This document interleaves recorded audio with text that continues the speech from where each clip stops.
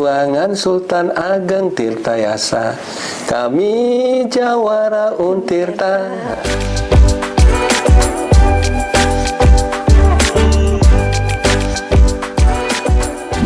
Assalamualaikum warahmatullahi wabarakatuh. Halo DMCers, selamat datang di podcast DMC spesial bersama saya Dini Fitriani. Dan hari ini kita akan membahas topik yang sangat menarik, yaitu Jawara Masa Depan.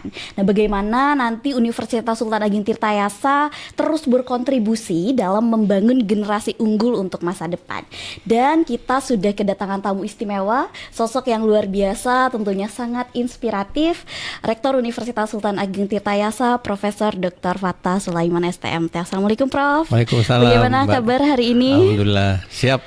Siap ya? Alhamdulillah, senang sekali Prof rasanya bisa berbincang dengan Prof hari ini. Dan sebelum kita masuk ke diskusi utama kita, mungkin bisa sedikit diceritakan tentang bagaimana nih perasaan Prof melihat perkembangan di FEB Untirta pada hari ini tentunya dengan pembukaan dari LabFebCo dan juga di MC seperti itu Prof. Ya, saya turut bersyukur, bahagia dan bangga seluruh elemen di Universitas Sultan Ageng Tirtayasa, khususnya Fakultas Ekonomi Bisnis telah menunjukkan kebersamaan untuk menuangkan gagasan, kreativitas, inovasi dengan program yang sangat variatif ya. Variatif sekali ya. Fakultas Ekonomi Bisnis tadi sudah meluncurkan laboratorium Fakultas Ekonomi Bisnis kewirausahaan.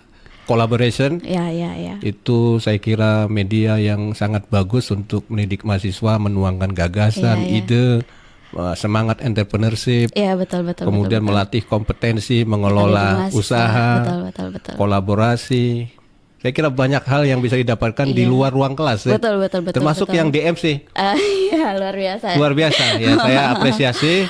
Ini Mbak Dini dan teman-teman ini saya meyakini ke depan juga punya masa depan yang cerah ya. Amin, di samping semoga ya, amin ya Allah. Diberi bekal kompetensi keilmuan sebagai mahasiswa Fakultas Ekonomi Bisnis, tapi juga punya kompetensi tambahan untuk mendesain bagaimana ekonomi berbasis digital, kreativitas memanfaatkan dunia digital lewat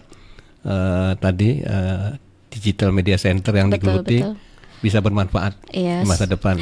Semoga juga sesuai dengan tujuan dan juga visi yang ada di Untirta gitu, nilai-nilai Jawara yang ada di Untirta nih. Sebenarnya sebagai universitas yang unggul, Untirta punya visi gitu untuk penyelenggaraan pendidikan tinggi. Mungkin bisa sedikit dijelaskan Dok, Prof, bagaimana visi tersebut diterjemahkan gitu dalam kebijakan dan juga program-program yang ada di Untirta itu sendiri, Prof. Ya, tentu saya memimpin sekarang memasuki periode kedua ya.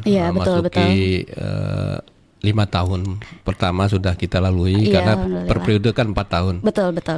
Kita sudah masuki 5 tahun dengan visi yang saya canangkan sejak awal saya memimpin, yaitu sebagai kampus yang healthy, integrated, smart dan green, yang unggul, berkarakter, berdaya saing di tingkat global. Ya, betul. Healthy itu sehat, aman, nyaman, fisik, mental, spiritualnya. Jadi yang semua yang ada di lingkungan kampus Untirta harus sehat, aman, nyaman, fisik, mental, spiritual. Jadi bahagia. Bahagia, definisi dari bahagia. Enjoy melaksanakan pembelajaran, tugas-tugas, menikmati agenda-agenda kreativitas seperti yang ditunjukkan pada pagi hari ini ya. Itu perwujudan dari visi yang healthy. Dan saya dari awal menyampaikan untuk implementasi visi ini di seluruh unit.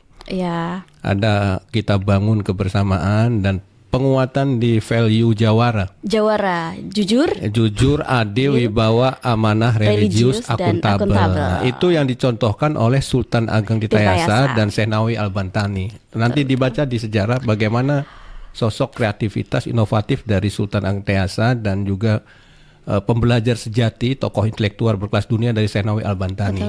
Saya ingin seluruh elemen setelah akademika meneladani dua tokoh itu. Nah, itulah yang saya terus sampaikan di setiap momen. Berarti Jawara ini bukan sekadar nilai aja, tapi juga bentuk semoga diimplementasikan gitu ya oleh sivitas akademika. Semaksimal yang bisa kita lakukan. Makanya alhamdulillah kan setahap demi setahap di 5 tahun terakhir, Untirta ini sebagai kampus yang sudah memiliki kewibawaan akademik. Betul.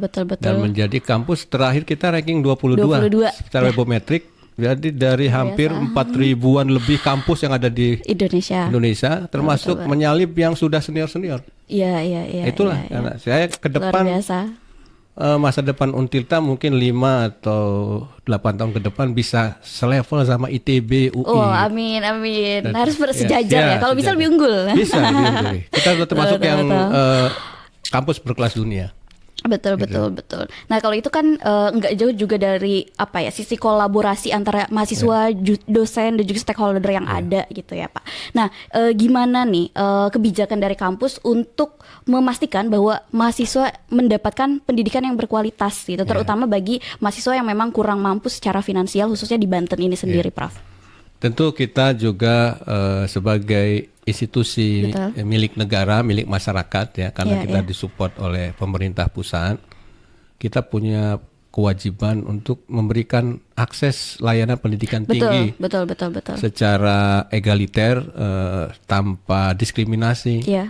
Jadi semua yang punya kesempatan, punya hak untuk mengakses pendidikan tinggi, maka dimungkinkan untuk mengakses Untirta.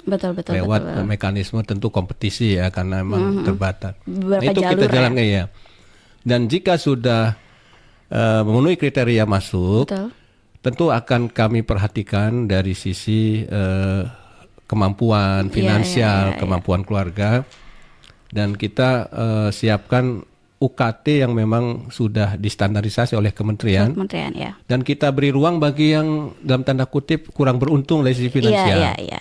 Jadi ada beasiswa, KIP ya, dulu bidik misi, kemudian dari swasta juga banyak. Kita carikan dari mitra-mitra strategis, Krakatau Steel Pusku, Chandra Asri, Bank Indonesia dan sebagainya. Basnas. Dan secara khusus saya mengambil kebijakan rektor nih, dengan kewenangannya, bagi yang yatim itu saya beri beasiswa khusus kalau sementara waktu masih ada orang tuanya itu dia misalkan kena grade yang tinggi. Begitu dia yatim langsung dia setara dengan bidik misi. Oh iya, saya kebetulan yatim piatu itu Pak. Turun. Jadi kalau di atas bidik misi lapor ke saya. Itu SK rektor. Iya. Bahkan saya carikan juga beasiswanya. Iya, sebenarnya alhamdulillah aku dari semester 3 sih Prof ikut yang penurunan UKT yatim piatu. Ya udah itu langsung kan. Sudah. Kalaupun masih ada berat beban setelah diturunkan, kita carikan beasiswanya dari jalur lain, dari LAS, dari BAS. Kita kan punya juga. Aku dapat dari Basnas juga. Iya, jadi alhamdulillah 0 dari yang tadinya 5 juta gitu kan. Itu pakai SK rektor kebijakan. Jadi saya udah niatkan bahwa yatim bidik misi. Iya. Apapun dan itu aku kondisinya. Rasakan. Iya, betul. Saya kira itu bagian. Terima kasih ya, Prof, atas kebijakan luar biasa yang mendukung teman-teman mahasiswa yang memang kurang beruntung ya secara finansial, telah diizinkan gitu untuk menambah ilmu di sini begitu. Berikan akses pendidikan tinggi. Baik. Bahkan sekarang sedang kami canangkan. Karena keterbatasan kuota memasuki Untirta sebagai perguruan tinggi yang sudah memiliki kewibawaan ini kan menjadi animo masyarakat tinggi. Kita setahun 53.000 peminat. Wow. Kita hanya bisa nampung 7.500. Setengahnya atau 8.000. Sekarang kita tambah jadi 9.000. Jadi banyak yang nggak bisa masuk. Jadi kita sedang memproses digitalisasi seluruh mata kuliah yang nanti bisa diakses oleh masyarakat yang tidak masuk. Nanti kalau masyarakat sudah siap untuk diverifikasi mendapat sertifikat, ikut ujian. Begitu. Itu yang kita sudah komunikasikan dengan Pak Dirjen Dikti. Mungkin bisa bekerja sama juga dengan DMC ya. Kalau e-learning gitu biasanya e-learning ya. Materi-materi. Kita kemarin sudah memberikan dana stimulasi untuk penerbitan 142 buku ajar secara digital. Wah, luar biasa. Aduh, aku speechless sekali. Nanti akan launching mungkin bulan-bulan ini. Ya, semoga selalu dilancarkan, selalu begitu, Prof. Nah, Prof, seiring dengan berkembangnya dunia pendidikan tinggi pada saat ini juga pasti ada banyak tantangan ya, Prof, yang dihadapi. Mungkin dari sumber daya manusianya, kemudian infrastrukturnya, juga dukungan dari pemerintah juga tidak lupa gitu. Nah, menurut Prof nih, bagaimana Untirta sendiri mengatasi tantangan-tantangan tersebut begitu, Prof? Ya, kita tantangan itu kan selalu ada pasti. Pada saat saya mulai mendapatkan mandat untuk memimpin ini tentu ada tantangan yang dalam tanda kutip menurut pengalaman saya itu cukup berat. Kalau secara teknis itu bisa saya intervensi. Misalkan visi bagaimana konsep mengintegrasikan dari Betul. kampus yang tercerai-berai di 5 tempat itu saya integrasikan. Jadi saya intervensi pakai digitalisasi, fiber optik dan sebagainya bisa. Kemudian visi green, saya intervensi bisa untuk mengolah air bekas pakai. Kita siapkan teknologi proses pengolahan air bekas pakai. Luar biasa. Kemudian energi terbarukan kita siapkan. Sudah ada solar panel untuk menghemat listrik dan sebagainya. Tata kelola sampah yang baik kita siapkan incinerator tempat sampah. Betul. Nah, yang paling berat nih budaya. Gimana, tantangannya jadi budaya lama kita yang biasa nyaman dengan kondisi yang kurang teratur, kurang disiplin, memilah sampah nggak biasa, betul. menghemat listrik nggak biasa dan sebagainya gitu. Nah itu yang saya masih agak berjuang. PR-nya PR. gitu ya, tantangannya. Makanya selalu saya sampaikan di setiap momen, contohlah itu tokoh Sultan Agung dan Seno Albantani. Value-nya jawara. Bismillah, kita secara bertahap saling mengingatkan. Nah, alhamdulillah dengan berjalannya waktu 5 tahun progres kita sudah sangat signifikan dirasakan masyarakat dan kita diapresiasi sebagai institusi yang unggul secara nasional, bahkan diakui secara internasional. Betul. Standar ISO. Jadi itulah ya, bertahap walaupun nanti yang budaya-budaya itu sambil jalan kita terus perbaiki. Iya, seiring berjalannya waktu ya, semoga masih panjang juga nih Prof. PR-nya gitu.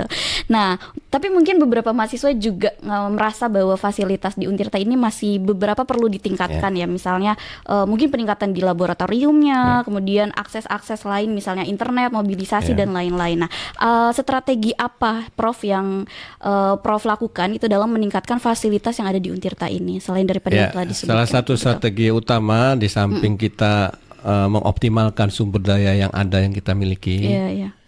Ini saya punya kiat bahwa kolaborasi di era sekarang adalah keniscayaan. Jadi saya bangun kolaborasi dengan berbagai mitra, termasuk menyiapkan hubungan yang baik dengan pemerintah baik daerah maupun pusat. Betul. Dengan industri dan sebagainya, sehingga ada mitra-mitra strategis yang apresiasi pemerintah. Kemudian tidak perlu kita proposal penjelasan detail, mereka tahu kita punya niat baik. Betul. Mereka memfasilitasi in kind istilahnya, fasilitas riset. Anak-anak kita magang nggak selalu rumit kita. Betul. Chandra Asih menyiapkan pilot plan untuk riset mengubah sampah plastik menjadi fuel plus istilahnya. Fakultas apa ya? Perta ya berarti? Kemarin teknik memang teknik sama teknik. Ekonomi juga karena ada namanya itu ekonomi sirkular. Jadi dari produksi plastik dipakai masyarakat, plastik dikembalikan lagi menjadi bahan baku yang berguna. Itu kita dapat pendanaan dan termasuk hubungan baik dengan pemerintah. Kita mengkomunikasikan untuk meningkatkan fasilitas. Laboratorium terpadu kita itu laboratorium tercanggih, Pak. Digitalisasi nanti besok akan saya resmikan. Besok apa peresmian fasilitas laboratorium terpadu. Ada yang bisa diakses oleh seluruh fakultas. Di situ menurut saya tercanggih dari Indonesia. Jarang ada yang punya. Berbasis digital dan sebagainya. Dan beberapa juga ini fasilitas seperti ini kan kita terus tingkatkan. Dulu nggak ada ini. Kita nggak punya podcast. Sekarang podcast kita hampir di setiap fakultas kita siapkan. Pak Verta ya kemarin yang lagi itu. Kemudian FISIP udah Fakultas apalagi. Hukum tadi kami berbagi mulai. Kemudian di universitas sendiri. Laboratorium kita kembangkan. Nah, itulah secara bertahap bagian dari komitmen untuk implementasi dari visi misi. Mudah-mudahan pelanjut saya juga tetap konsisten gitu ya. Amin. Sejalan gitu ya, satu visi. Karena saya kan dibatasi waktu ya. 3 tahun lagi selesai ya. Betul. Oke, baik. Selain juga fasilitas mungkin Prof yang perlu ditingkatkan. Nah, mahasiswanya juga udah pasti perlu ditingkatkan juga gitu kan. Nah, kalau dari sisi dosennya untuk meningkatkan kualitas dosen nih agar lebih kompetitif gitu di tingkat nasional maupun internasional itu kiat-kiatnya seperti apa, Prof? Dosen tentu itu bagian dari juga semacam elemen penting ya dalam penyelenggaraan perguruan tinggi. Jadi dosen-dosen kita fasilitasi untuk juga mengakses untuk sekolah lanjut. S2, S3, mendorong. Difasilitasi? Kita fasilitasi. Ya, jadi berbagai perguruan tinggi mitra. Kita punya mitra perguruan tinggi dalam dan luar negeri. Iya. Basis dengan MOI yang sudah Betul, kita tanda tangani bersama. Berkelas dunia. Dan itu bisa diakses oleh dosen-dosen kita. Okay. Banyak dosen kita yang sudah mengakses di Amerika. Iya, FEB itu kemarin di Malaysia, ya, Thailand, di Eropa, Jepang. Betul. Hampir semua. Di 5 benua sudah kita ada wakilnya.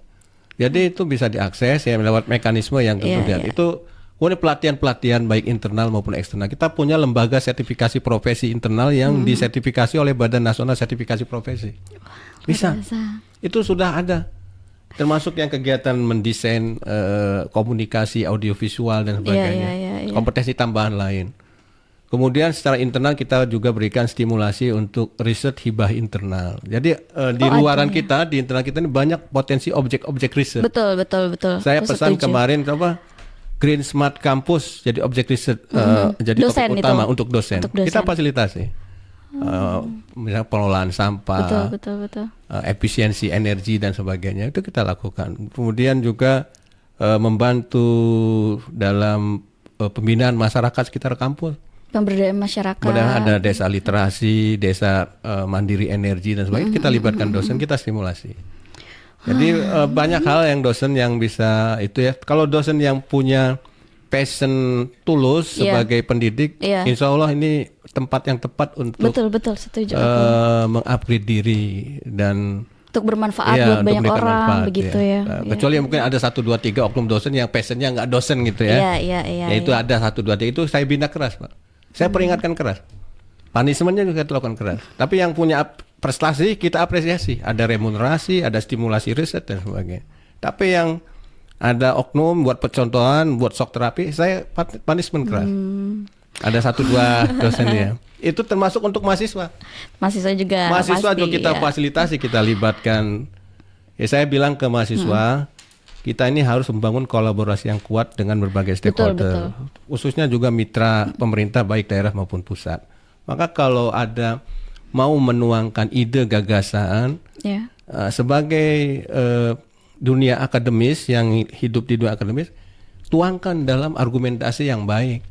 Jadi kita sudah nggak zamannya lagi misalkan lempar-lempar batu, bakar-bakar ban berlebihan ya.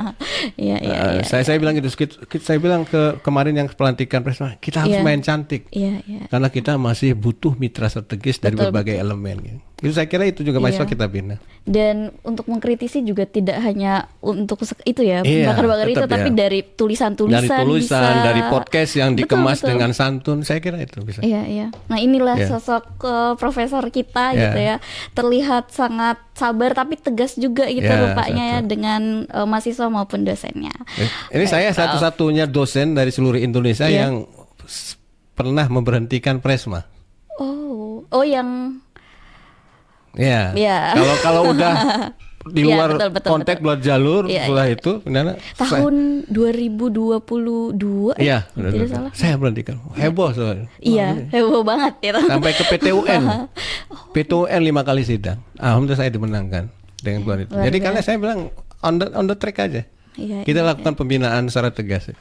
Luar biasa. Karena kita mengamankan kepentingan institusi yang lebih besar. Betul. Gitu. Aduh, udah capek-capek membangun ini ya. Tiba-tiba kita viral gara-gara hal-hal yang begitulah. Oke, tadi kan kita sudah berbicara tentang keuntirtaan ya. Terus kita sekarang agak melebar ke lebih luas lagi di Indonesia lagi. Nah, Indonesia kan saat ini nih Prof sedang menargetkan visi Indonesia Emas 2045 begitu ya. Nah, di mana pasti generasi muda sebagai kunci utamanya begitu. Nah, bagaimana nih strategi Untirta dalam mendukung visi besar ini gitu untuk Indonesia? Saya berulang-ulang Untirta memberikan kontribusi bagi terakselerasinya target Indonesia Emas ya. Walaupun 2045 tapi sebelum 2045 itu kita sudah juga supply alumni-alumni Untirta dengan kualitas dan integritas yang baik yang kita bina di sini. Makanya kita canangkan value jawara, fasilitasi berbagai media untuk mengupgrade kompetensi para mahasiswa yang nanti akan jadi alumni yang nanti akan diterjunkan bukan hanya di Banten, nasional bahkan internasional. Saya kemarin menghadiri pelantikan IKA Iya, Untirta, yang di Horizon ya, di kalau tidak Horizon. salah, ya. Dan saya sampaikan ulang bahwa Untirta sekarang ini bukan perguruan tinggi kelas lokal lagi, Betul. tapi nasional bahkan internasional. Internasional. Harapan berbagai masyarakat, saya tayangkan itu testimoninya, sangat berharap besar kepada Untirta. Maka saya minta alumni harus menjadi jembatan emas untuk adik-adik kita meraih masa depan emasnya, mensukseskan Indonesia emas. Maka jaringan diperkuat yang sudah ada di berbagai lini, ya, itu menjadi instrumen penting juga alumni. Iya. Jadi saya minta, hanya kemarin begitu saya diundang oleh Kementerian Pertanian, ya. saya kasih tahu Ika hadir dalam Kementerian Pertanian, biar bekerja sama terbuka, kolaboratif. Kolaborasi. Ya, itu saya salah satu beberapa formula yang untuk penguatan jati diri alumni Untirta dalam menyongsong Indonesia Emas. Kiranya kurikulum yang ada di Untirta juga sudah ini Pak, menyesuaikan sama kondisi kurikulum yang ada. Kita sesuaikan. Sekarang ini kurikulum kita berikan dalam tanda kutip ya, seperti yang dilakukan oleh teman-teman pengelola LAFEBKU tadi. Saya minta Pak Dekannya, ini kompetensi yang tidak mungkin didapatkan dari diskusi di ruang kelas, tapi di lapangan. Saya minta ini mata kuliah marketing sudah tercover, sudah. Akuntansi sudah pasti. Manajemen sudah. Konversi. 20 SKS. Tidak masalah berarti terkait hal ini. Saya instruksikan tadi, dekan sama wakil dekan. Jadi bagi teman-teman yang sudah punya kecakapan, punya inisiasi gagasan, bekerja sama dengan multidisiplin, ya itu kan nggak mudah di depan ruang kelas, didapatnya di lapangan. Nah itu juga di kurikulum kita akomodir seperti itu, semua fakultas.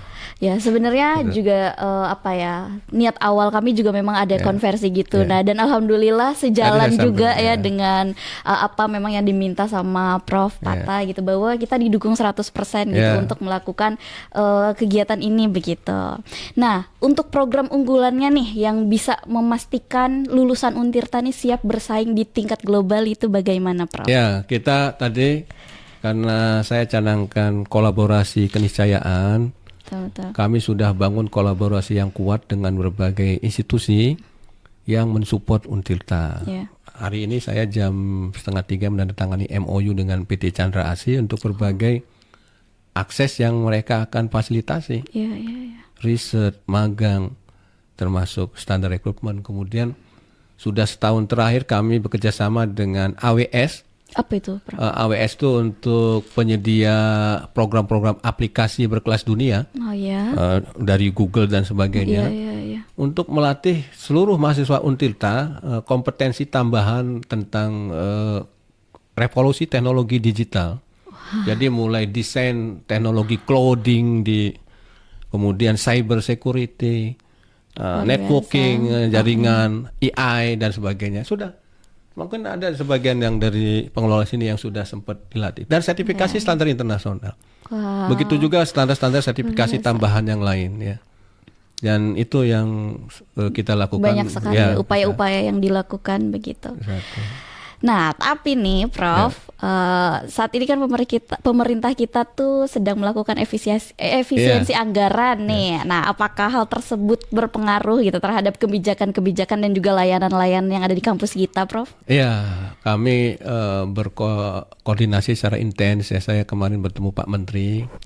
Sebelumnya kita bertemu dengan seluruh pimpinan perguruan tinggi negeri. 3 hari maraton ya, saya diskusi. Memang ini ada kebijakan baru yang lebih agresif, strategis dan taktis dari pola kepemimpinan yang dipimpin oleh pemerintahan sekarang ini. Pemerintahan sekarang ya. Punya niat baik prinsipnya untuk membangun secara real kemandirian NKRI. Itu yang kita poin-poin itu dulu.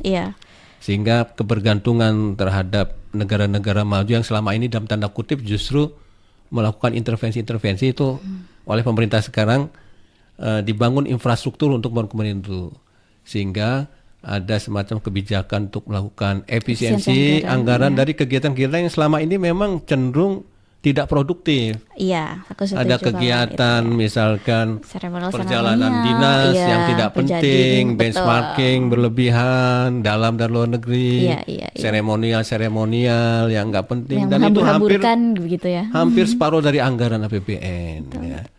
Nah, dan mungkin itu juga dibaca, ini dimungkinkan nggak di perguruan tinggi juga dilakukan. Ternyata kebijakan secara nasional bahwa semua kena Berpengaruh institusi. juga berarti.